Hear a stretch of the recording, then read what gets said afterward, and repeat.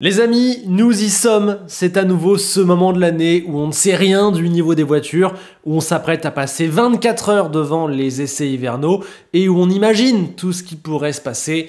C'est donc bel et bien le moment des pronostics pour cette saison 2024. Comme chaque année, il va y avoir plusieurs catégories. Comme chaque année, vous pourrez vous aussi participer, à la fois évidemment directement dans les commentaires, mais aussi via un Google Doc en description. Comme ça, à la fin de l'année, on verra qui sont les vrais génies. Et comme chaque année, je rappelle que c'est juste de la prédiction pour s'amuser, mais qu'à travers ça, j'essaie de donner ma vision pour la saison.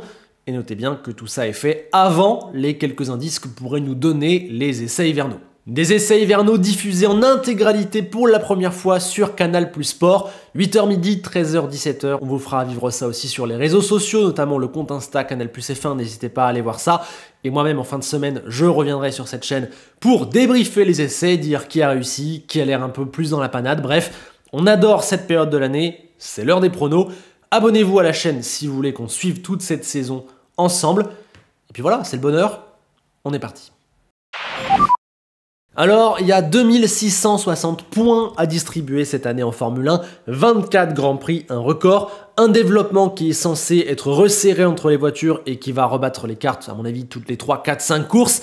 Bref, c'est plus que jamais un marathon et la dynamique du début de saison, je pense qu'elle va être très différente de celle de la fin de saison et qu'il faut vraiment prendre la globalité de l'année pour tenter de faire des pronostics et ne pas paniquer au bout de 3 courses. À la dernière place, je mets quand même As, et oui, avec environ 5 points. Cette année, je tente de donner à peu près le nombre de points. Bon, c'est difficile d'imaginer quelqu'un d'autre à cette place, vu leur dynamique, leur voiture qui a peut-être des qualités sur un tour, mais qui est incapable d'imaginer quelque chose lors des Grands Prix. Voilà, c'est une équipe qui a très peu de moyens, très peu d'idées, qui n'arrive jamais à développer, qui ne développe même pas, ou quand elle le fait, elle se trompe. Steiner est parti, ça représente à la fois un risque puisqu'il était la figure, le guide de l'équipe et aussi une opportunité parce que peut-être que Hayao Komatsu va tenter de mettre d'autres choses en place. Malgré tout, je vois vraiment pas comment il pourrait inverser la tendance. As, pour moi, c'est une équipe qui est totalement impuissante, sportivement, financièrement, bref, je n'arrive pas à y croire. En plus, à mon sens, les difficultés de Kevin Magnussen coûtent vraiment cher depuis un petit moment et j'ai pas le sentiment que ça va aller mieux comme par magie cette saison. Hülkenberg, lui, il a quand même mine de rien aussi 36 ans et le reste du plateau est très fort. Bref, je ne vois pas grand-chose de positif pour As. Je crois que le scénario aujourd'hui le plus probable pour eux, c'est une vente à l'horizon 2026. Donc voilà, on en est là et je pense que cette saison 2024 va le confirmer. Je ne vois pas autre chose. Après voilà, c'est eux qui ont plus de temps en soufflerie et en CFD, Komatsu arrive, s'il y a un resserrement des performances et un budget de cap qui fonctionne, ça peut aller dans leur sens. Mais bon, on n'y croit pas. En plus, Simone Resta est parti, ça a l'air vraiment le bazar. On ne sait pas ce qui va se passer. Komatsu a déjà dit, on sera dernier à Bahreïn. Je pense que 95% d'entre nous mettront As dernier. Juste au-dessus, je mets Stake avec une quinzaine de points, environ comme cette année. Voilà, je n'ai aucune raison d'être optimiste pour cette équipe qui, au-delà du changement de nom, changement de couleur, qui me laisse pour l'instant assez perplexe, on va dire, sur pas mal de points. Voilà, il n'y a pour moi pas d'envie. Cette équipe n'est pas habitée, il n'y a pas de projet. Ça n'est que de la perte sportive depuis plusieurs années. Pareil, je ne vois pas pourquoi ça s'inverserait cette saison. En plus, la concurrence s'annonce vraiment chargée cette saison. Je pense notamment à Racing Bulls ou Williams qui ont déjà terminé devant l'année dernière. Je ne vois pas comment ça peut s'améliorer. Bottas, c'est plutôt pas mal, mais pour moi, c'est un pilote qui ne fait pas assez la différence sur ces deux dernières saisons. Guan Yu Zhou, je ne pense pas qu'un jour il pourra vraiment peser sur le plateau. Voilà, je pense que cette équipe, ce sera rien de sérieux tant qu'Audi n'augmentera pas réellement son implication dans l'équipe. Donc sûrement pas avant 2025 ou 2026. En 2024, je vois une grosse année de transition pas terrible. Saison paradoxale pour Williams qui donc à mon sens va perdre une place tout en marquant plus de points que la saison dernière, bien plus peut-être même. Et bon, à l'arrivée, ce sera pas forcément très positif, mais j'ai le sentiment que ce sera pas non plus une catastrophe. Franchement, on voit de très bonnes choses depuis la prise de fonction de James Vowles, et Albon est un excellent leader qui leur apporte que des très bonnes choses. Sargent, lui, va progresser sûrement sur sa deuxième saison. Malgré tout, voilà, déjà, rien que lui va coûter certainement quelques points, et puis on n'arrête pas de parler de la concurrence. Impossible pour moi de les voir rattraper les 5-6 meilleures équipes, et quand je vois Racing Bulls ou Alpine, peut-être qu'ils peuvent jouer avec de temps en temps, mais sur la durée de toute une saison, je pense que Williams est un petit peu en dessous, ce qui n'est pas forcément très négatif, car comme Vowles l'a dit, 2024-2025, Williams s'en fiche. L'essentiel pour eux, c'est de voir ce qui marche, garder ce qui marche, tester, changer, repartir d'une feuille blanche pour en 2026, quand tout bouge, là, peut-être espérer revenir beaucoup plus haut sur l'affiche. Donc Williams va prendre ce qu'il y a à prendre cette année, et pour moi déjà, si elle arrive à éviter les 2 derniers spots, et qu'elle arrive à se battre un peu avec la concurrence 6e, 7e place, ce sera positif. Alors là, c'est peut-être l'équipe qui va faire le plus de débats, en tout cas c'est celle sur laquelle on entend les prédictions les plus variées, j'ai l'impression. Racing Bulls peut être à la fois 4e comme 9e dans les pronostics. Chez moi, elle est 7e avec un score quasiment quadruplé par rapport à la saison dernière. Oui, il y a de nouvelles ambitions, oui, il y a des vrais choix qui ont été faits sur la voiture et on voit que c'est plus comme avant, il va se passer des choses. Et même quand on prend la dynamique de leur fin de saison dernière, clairement, ils étaient revenus dans le match avec Alpine par exemple, voire Aston Martin, quand on regarde même Abu Dhabi. Donc, Racing Bulls va proposer quelque chose de positif cette saison, mais personnellement, je ne peux pas aller très haut. Allez, j'ai hésité à les mettre 6e à la lutte avec l'équipe que vous verrez juste après. Je les fais tomber juste derrière parce que je reste un peu mesuré. Voilà, il y a des choses bonnes. Le duo Ricciardo-Tsunoda me semble être un bon duo pour une équipe de ce niveau-là de la grille. Malgré tout, restons quand même avec une certaine limite. C'est pas une Red Bull bis, pas du tout.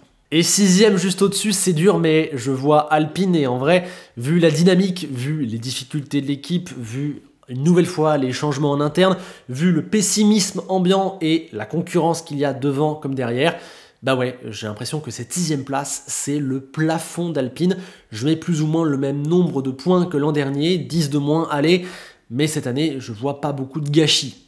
L'année dernière, ils doivent marquer 150, 180 points parce qu'il y a des ratés, l'Australie, tout ça. Là, 110, 120, j'ai l'impression que ce sera tout ce que pourra prendre Alpine cette année parce que devant, pour moi, ça va être trop fort pour eux. Je pense qu'ils regardent plus derrière. Racing Bulls, Williams, attention à ne pas être en dessous de cette 6e place. Je le dis, c'est une vision pessimiste de la saison d'Alpine, je suis le premier à espérer me tromper, mais voilà, avec tous les éléments qu'on a aujourd'hui avant la reprise de la saison, quand on voit même leur présentation, certains échos qu'il y a, etc., j'ai tendance à me dire que rien ne me pousse à mettre Alpine plus haut que là, à rattraper les 5 équipes qui ont été meilleures qu'elle en 2023. Je les garde de peu devant Racing Bulls, je suis preneur de vos avis pour savoir si vous aussi, vous avez une vision un peu pessimiste, on va dire, de l'exercice 2024 d'Alpine. Avec un bel écart en termes de points, je place Aston Martin 5e, un prono à la fois positif et dur pour cette équipe qui, vous le voyez, selon moi, ne va pas beaucoup progresser niveau comptable, place et points cette année, mais qui malgré tout sera positive en termes de performance. C'est juste que j'imagine un top 4, top 5 très serré et donc dur de prendre des gros points. Lance Stroll, même si je pense qu'il ne sera pas catastrophique, va coûter des points nécessairement. Et contrairement à 2023, il n'y aura pas ces 6-7 premiers Grands Prix où Aston Martin était la 2e force et a engrangé quasiment la moitié de ses points sur ce premier quart de saison. Là, je n'imagine pas la même razzia qui les porte et je vois McLaren présente d'entrée de jeu.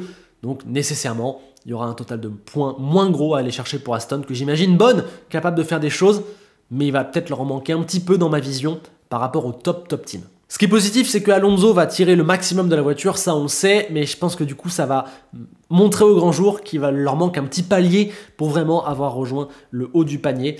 Donc voilà, sans être mauvais, c'est un bilan qui je pense nécessairement devrait les laisser assez déçus et un petit peu impuissants. Après on ne sait pas, il nous avait totalement surpris en début d'année dernière. Dan Fallows est très bon, il a quasiment copié et fait évoluer la Red Bull cette année si on regarde les premières images de la voiture. Je ne sais pas, c'est juste une vision globale sur l'entièreté, les 24 Grands Prix de cette saison pour Aston. Bon, là c'est sûrement le moment qui va faire le plus parler. Je vois un top 4 très serré, c'est très dur, notamment entre les places 4 et 2 de déterminer. Très compliqué, ça va jouer à peu de points. Et là attention, insultez-moi, mais c'est Ferrari que je mets 4e. Alors attendez, j'ai plein d'arguments. Déjà, vous allez voir que c'est pas très loin du 3e et du 2e, donc voilà. Je peux me tromper à quelques dizaines, vingtaines, trentaines de points près, c'est pas non plus hyper grave. Mais voilà, je vois Red Bull toujours là, j'ai beaucoup d'espoir en McLaren, j'ai de très bons feelings en Mercedes, donc c'est Ferrari que je dois passer de 4e place. C'est peut-être juste une impression, mais sur ce qu'on a vu pour l'instant des monoplaces 2024 et entendu des échos à droite à gauche, je me demande si Ferrari n'a pas été un petit peu trop simple, un petit peu trop conservateur. J'ai l'impression que ça manque un peu d'agressivité dans le concept. C'est peut-être une très bonne base qu'ils vont très bien faire évoluer toute la saison. Mais j'ai le sentiment que peut-être il en manque encore un peu. Je demande à voir s'ils ont réglé véritablement leurs soucis de voiture qui étaient susceptibles par rapport au vent, qui avaient du mal en rythme de course. Voilà, je pense que Ferrari, on les voit magnifiques parce que la dynamique de fin de saison était très bonne, parce que Fred Vasseur fait des choses géniales, parce qu'ils ont recruté Hamilton et qu'il change de dimension pour 2025. Mais là, dans le court terme tout de suite, je pense que l'équipe elle a des maux très profonds qui datent de très longtemps et que ça va prendre plus qu'une saison et demie pour régler vraiment en profondeur tout ça. Donc face à des concurrents qui sont McLaren et Mercedes, bon, il m'arrive voilà, de les voir tomber à quelques points derrière. Bon, évidemment, là-dessus, on se base que sur du ressenti, de l'imaginatif, mais voilà, j'essaie de mettre dedans les quelques éléments que je tire de la saison dernière, de l'intersaison, de la dynamique des équipes, des projets, et j'ai tendance à penser que Ferrari a encore besoin de temps pour libérer son plein potentiel. C'est un peu un contre-pied de la tendance actuelle, je pense que dans les pronos de pas mal de monde, on verra Ferrari deuxième, voilà, moi c'est 4, vous allez voir, l'écart est très serré. Très serré avec McLaren que je mets juste devant pour une quinzaine de points. Je pense qu'on peut facilement les intervertir, ça va jouer à pas grand chose, mais allez, je me suis lancé. J'ai envie de voir du positif McLaren qui fera mieux que l'an dernier en termes de place, mais surtout en termes de points, vous voyez l'écart. Ils sont la deuxième force depuis la mi-saison dernière, donc s'ils restent sur leur lancée dès le début d'année, ils vont prendre un maximum de points. Et je pense que c'est l'équipe aujourd'hui qui est dans le plus grand bain de positif, puisque leur concept, ils l'ont trouvé seul et ça marche. Et tout ce qu'ils font depuis maintenant 6-8 mois, ça fonctionne dans une écurie renouvelée, jeune, qui a faim à nouveau, qui a enfin brisé son plafond de verre. McLaren, tous les signaux sont au vert. La présentation de cet hiver s'est bien passée. J'ai le sentiment qu'ils vont vers des jours positifs. En plus, vous connaissez mon estimation du niveau de Lando Norris. Je pense que si on lui donne une top voiture, il va répondre largement présent. Piastri, lui, accuse encore un logique temps de retard, mais il va progresser. Et vu le crack qu'il a l'air d'être, s'il progresse, il va devenir vraiment très très fort. Bref, évidemment, attention à la concurrence, c'est énorme, mais voilà, je vois McLaren jouer vers la 3e place, jouer proche des 450-500 points, ce qui pour eux serait une vraie révolution. C'est une prédiction folle. Disons que j'ai fait la vision pessimiste de la saison d'Alpine, et là je fais la vision positive de la vision de McLaren, de la saison de McLaren. Voilà. Je ne sais pas si vous faites le même choix que moi. Et donc deuxième, c'est Mercedes, et oui, j'ai pas non plus fait le fou complètement, mais voilà, ces dernières semaines, j'ai un très bon feeling sur les flèches d'argent, encore plus après avoir vu leur voiture, même si ça vaut pas forcément grand chose, mais j'ai l'impression qu'ils sont proches de ce que fait Red Bull, tout en apportant des choses différentes et en ayant été suffisamment agressifs, alors que pourtant ils ont repris leur base quasiment à zéro. Alors oui, leur dynamique en 2023, elle n'est pas excellente, oui, ils n'ont absolument aucune garantie sur la voiture, puisque voilà, je viens de le dire, ils repartent quasiment à zéro. Je sais, mais voilà, j'ai le sentiment qu'ils ont peut-être le meilleur duo de pilotes, c'est un truc que je pense depuis un moment. Je pense que le fait qu'Hamilton ait décidé de partir avant le début de la saison, ça libère un peu tout le monde, ils ne sont plus coincés dans le même schéma mental, ils ne doivent plus le convaincre. Ils peuvent vraiment effacer les erreurs du passé et se lancer à corps perdu dans une nouvelle saison. De toute façon, maintenant, voilà, ils n'ont plus que ça à faire, donc j'ai le sentiment que ça va fonctionner. Le tout avec un concept plus sain, qu'ils arriveront peut-être mieux à maîtriser. Et donc, dans ce genre de configuration, je vois Mercedes assez redoutable. Ils étaient déjà deuxième l'an dernier, malgré tous les problèmes qu'ils ont pu avoir. Je les vois encore deuxième cette année. Suffisamment devant, va-t-on dire, Ferrari et McLaren. Et peut-être pas si loin de Red Bull. On va voir ça tout de suite. Et oui, Red Bull qui reste premier, 3e titre constructeur consécutif, mais vous le voyez avec nettement moins de marge, nettement moins de points, séduit à une concurrence que j'estime beaucoup plus forte, qui va lui en piquer beaucoup, notamment un Sergio Pérez qui était déjà en difficulté l'an dernier, et que là, si ça se resserre, va l'être sûrement encore plus. Voilà, je vois Red Bull forte, mais moins que l'an dernier, avec moins de marge, prendre du coup moins de victoires, être un petit peu plus embêté, mais à l'arrivée, s'imposer quand même au championnat constructeur et donc peut-être vous en doutez aussi au championnat pilote, avec une marge confortable, mais qui aura au moins eu le mérite de nous laisser un petit peu de suspense et d'amusement au cours de la saison. D'ailleurs, c'est peut-être là que je peux vous donner ma vision globale de cette saison 2024.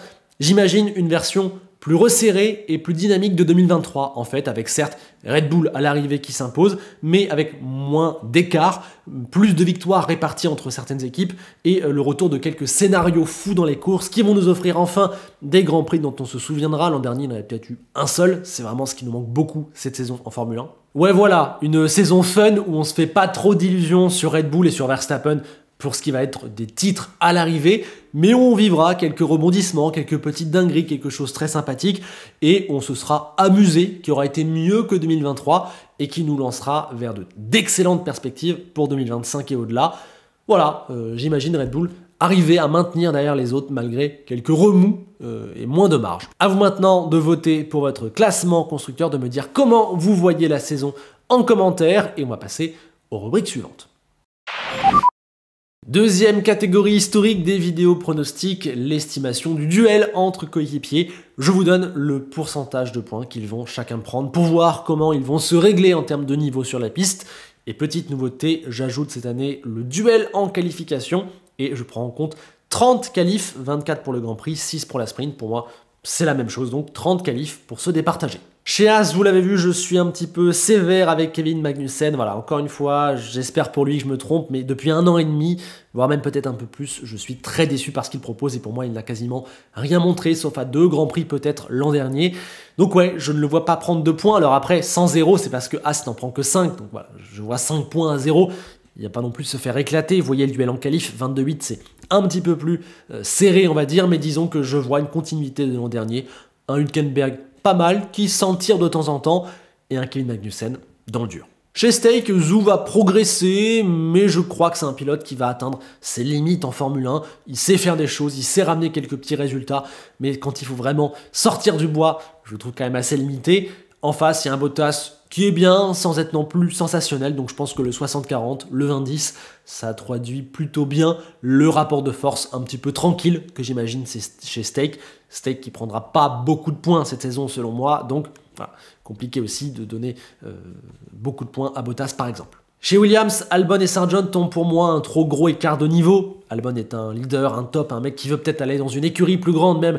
Donc il va sortir le grand jeu cette saison. Je pense qu'il va exploser comme l'an dernier Sargent où il avait mis un 100 à 0 en termes de points évidemment.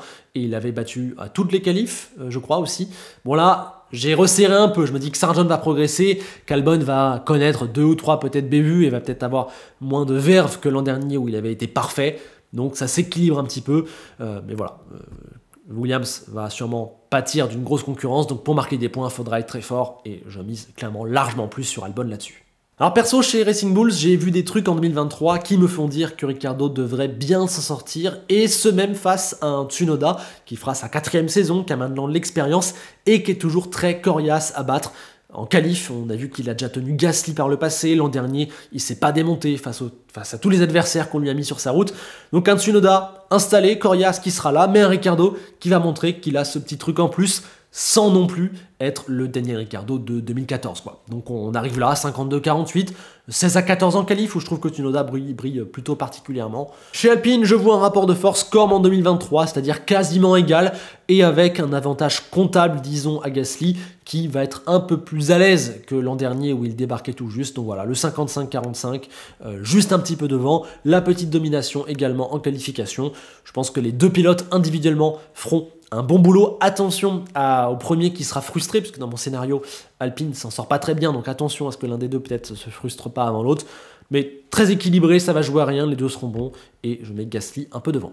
Chez Aston, on le sait, on a un des duels les plus déséquilibrés de la grille, même si j'imagine cette saison un Lance Stroll moins largué qu'il ne l'a été sur la majeure partie, je pense qu'on peut le dire, de la saison 2023. Mais voilà, Alonso est beaucoup plus fort, même si je me dis que lui, en deuxième partie de saison, surtout si dans mon scénario, Aston coince un petit peu vis-à-vis des top teams, il peut commencer peut-être à lâcher quelques points. Donc voilà, en vrai déjà, prendre cette qualification face à Alonso, c'est plutôt pas mal. Et le 2 tiers, 1 tiers de points, ça me semble être la répartition logique des points entre Alonso et Stroll. Chez Ferrari, j'ai pas grand chose à dire, c'est comme ça que j'estime le niveau des deux pilotes à leur plein potentiel, avec un bon Sainz et un Leclerc plus fort et qui en plus reste sur le long terme chez la Scuderia. S'il ne fait pas un quota de bêtises trop élevé, on sait qu'il en fait toujours 1, 2, 3 par an, voire des fois plus, et c'est là que ça devient problématique, mais aussi s'il est épargné par le mauvais sort, je pense que c'est le total de points qu'il devrait prendre, et en qualif on sait qu'il est vraiment monstrueux, donc c'est pour ça que je mets cet écart-là.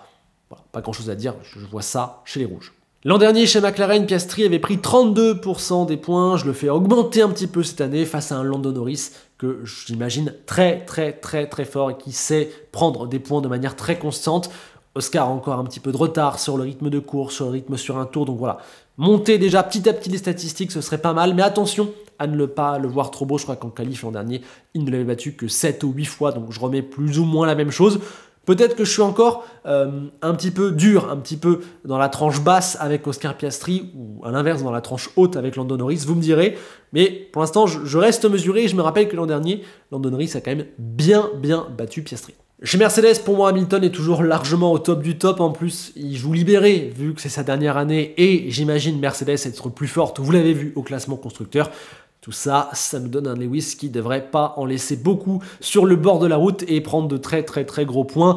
Russell, lui, ne sera pas mauvais dans tout ça, mais est opposé à un monstre. Voilà. Mais petit manque chez Russell, on l'a vu l'an dernier, arriver à complètement concrétiser, même s'il n'a pas eu chance sur certains points.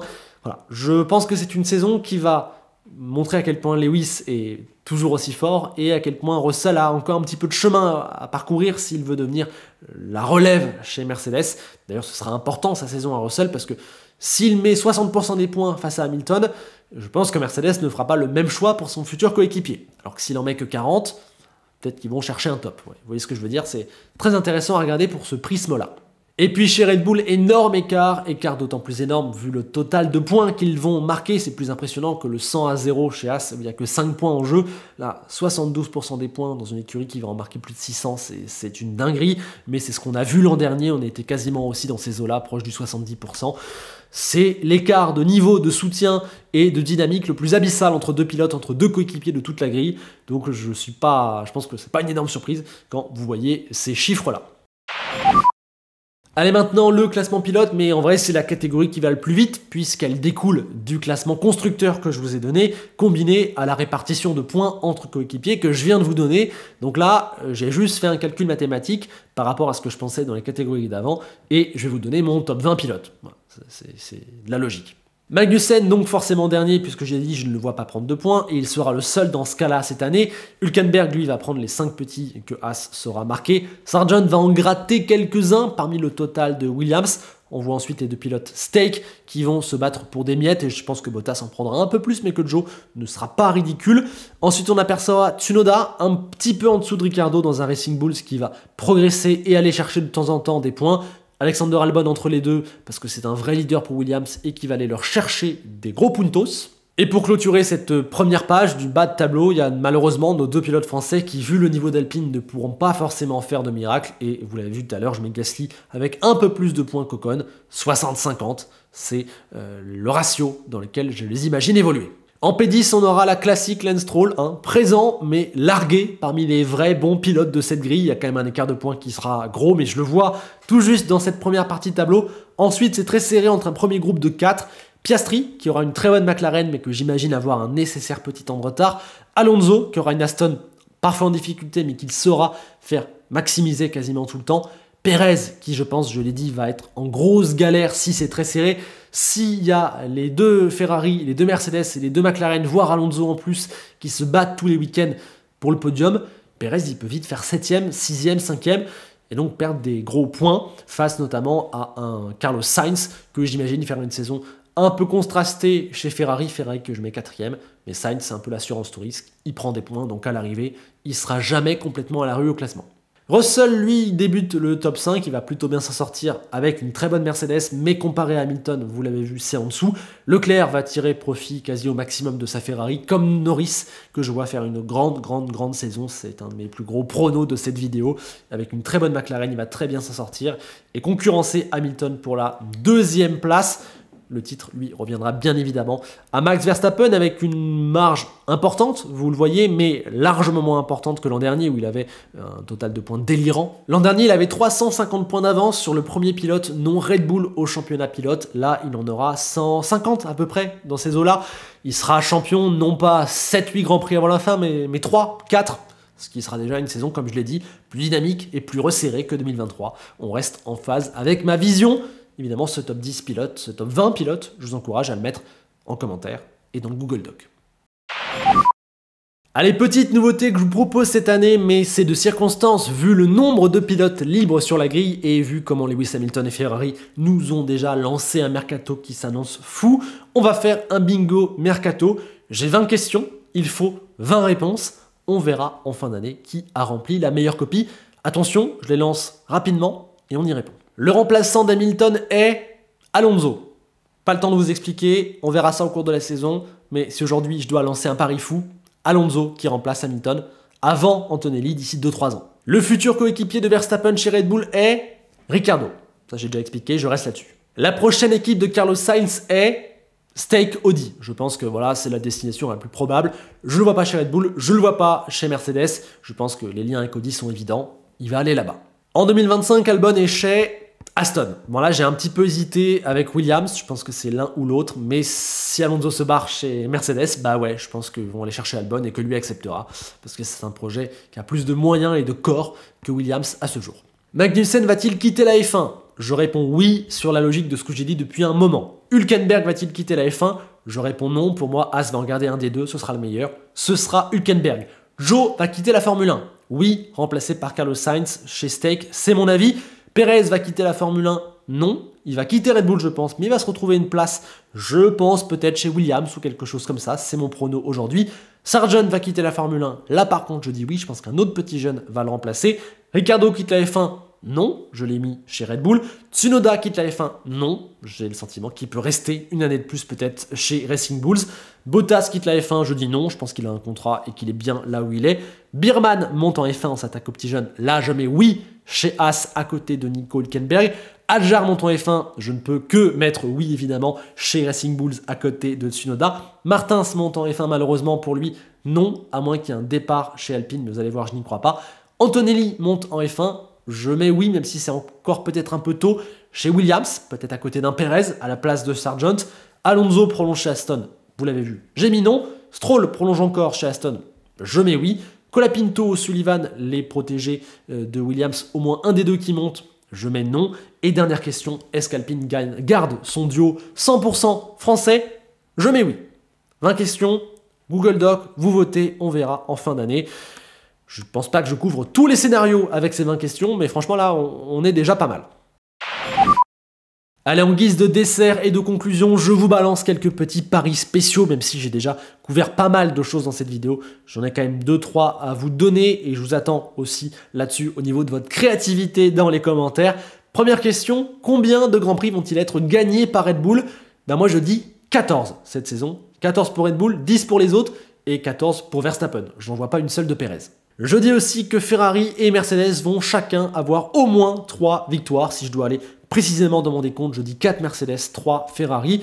J'en vois aussi au moins une pour Lando Norris qui va devenir un nouveau vainqueur en Formule 1.